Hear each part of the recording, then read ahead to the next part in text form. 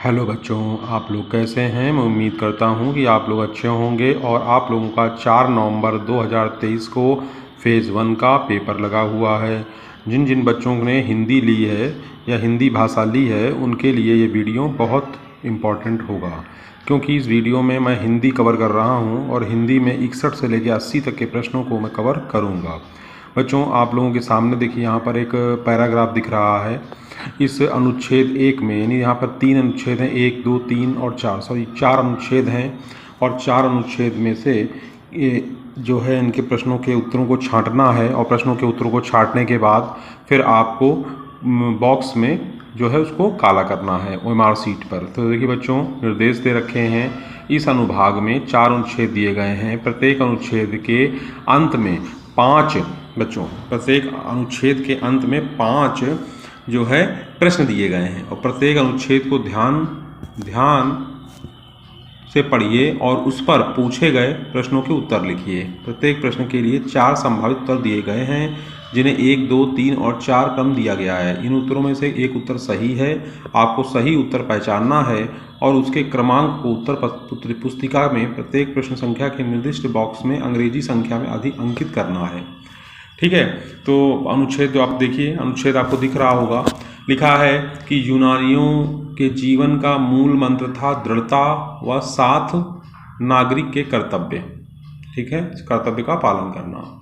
सुकरात एक विद्वान व महान शिक्षक, मार्गदर्शक और दार्शनिक थे। सुकरात के समय में यूनान कला एवं साहित्य के में विशेष प्रगति पर था। मूर्तिकार, कलाकार, दार्शनिक और कवि सभी एथेंस को सुंदर बनाने में कार्यरत थे, पर उनमें से किसी को सुकरात जैसा स्नेह और सम्मान नहीं मिल सका, क्योंकि उनके जैसा कोई और महान विद्वान नहीं था। उस समय एथेंस में अनेक विश्वविद्यालय एवं पाठशालाएं थीं, किंतु उनमें से प्रसिद्ध केंद्र वे ही थे जहां सुकरात विद्यादान करते थे। सुकरात के विद्यादान केंद्र शहर की विभिन्न सड़कों पर स्थापित थे। उन्होंने प्रश्नोत्तरों द्वारा ऐसी उत्तर प्रणाली का आविष्कार किया जो आगे चलकर सुकराती शिक्षा पद्धति के नाम से प्रसिद्ध हुई। तो ये बच्चों अनुच्छेद हो गया। अब इसके बाद अनुच्छेद के बाद हम सीधे इसके प्रश्नों पर चलते हैं।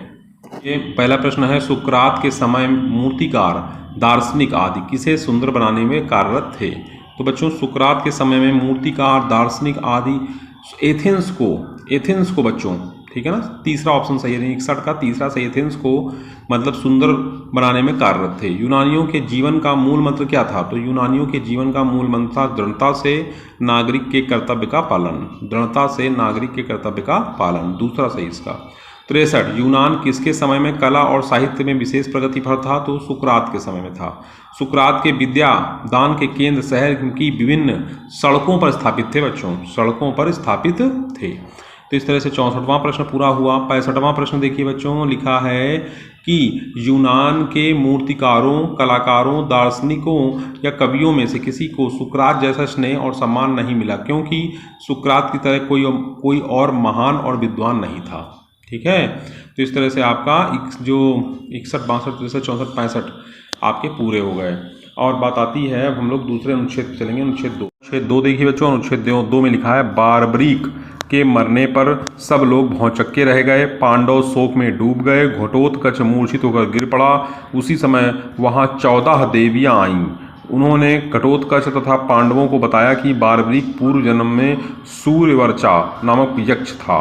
देवता ब्रह्मा जी के साथ जब पृथ्वी पर भार उतारने के लिए पर्वत पर भगवान नारायण की स्तुति कर रहे थे, तब अहंकारवश उस यक्ष ने कहा, पृथ्वी का भार मैं ही दूर कर दूंगा। उसके गर्व के कारण रुष्ट होकर ब्रह्मा जी ने साथ दे दिया कि भूमि का भार दूर करते समय भगवान आपको सत्य करने के लिए भगवान श्री कृष्ण ने बारबरीक को मारा है। बारबरीक के वध किसने किया। तो बच्चों, बारबरीक का वध श्री कृष्ण ने किया। बारबरीक के मरने की घटोत्कच पर क्या प्रतिक्रिया हुई।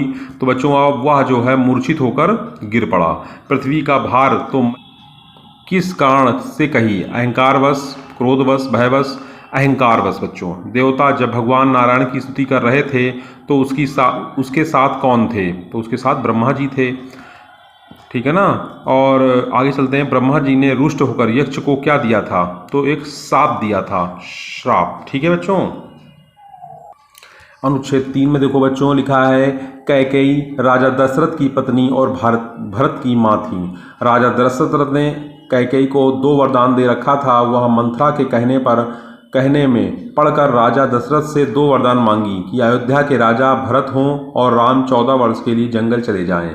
राजा दशरथ अयोध्या के राजा थे, वे बूढ़े हो चले थे। अब वे अपने सबसे बड़े पुत्र रामचंद्र को राजगद्दी देना चाहते थे। राजा ने राम के राज्याभिषेक की घोषणा कर दी। प्रजा अपने प्रिय राम को राजा बनने की बात सुनकर प्रसन्न थी। तो बच्चों ये अनुच्छेद हुआ। प्रश्न पे आते हैं, कैकेयी ने किसके बहकावे में?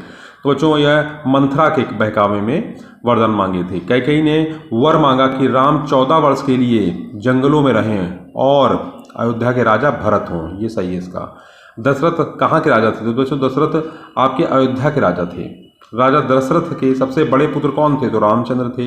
राजा दशरथ ने किस बात की घोषणा कर दी? राम के राज्याभिषेक की। ठीक है। अमेरिका ने कुछ पर्यटक अक्टूबर के महीने में भारत में कोलकाता आए थे। पश्चिम बंगाल के हिंदू दुर्गा पूजा में व्यस्त थे। आयोजन के अंतिम दिन नर नारियों और बच्चों की बड़ी भीड़ जुलूस की एक सी लग रही है। नंगों में मढ़ी बड़ी सी मूर्ति के पीछे पीछे चलते देखकर पर्यटक बड़े चकित हुए। अमेरिकियों ने गहरी रुचि ली और इस जुलूस ने उन्हें बहुत प्रभावित किया। उन्होंने पूजा करने वालों के समर्पण और विश्वास की बहुत प्रशंसा की, परंतु वे यह नहीं समझ पाते कि सुंदर मूर्ति जिसे बनाने में इनका इतना अधिक धन लगा होगा और जिसके प्रति उन्हें इतनी अधिक श्रद्धा है, इसे हुगली नदी में क्यों विसर्जित कर दिया गया?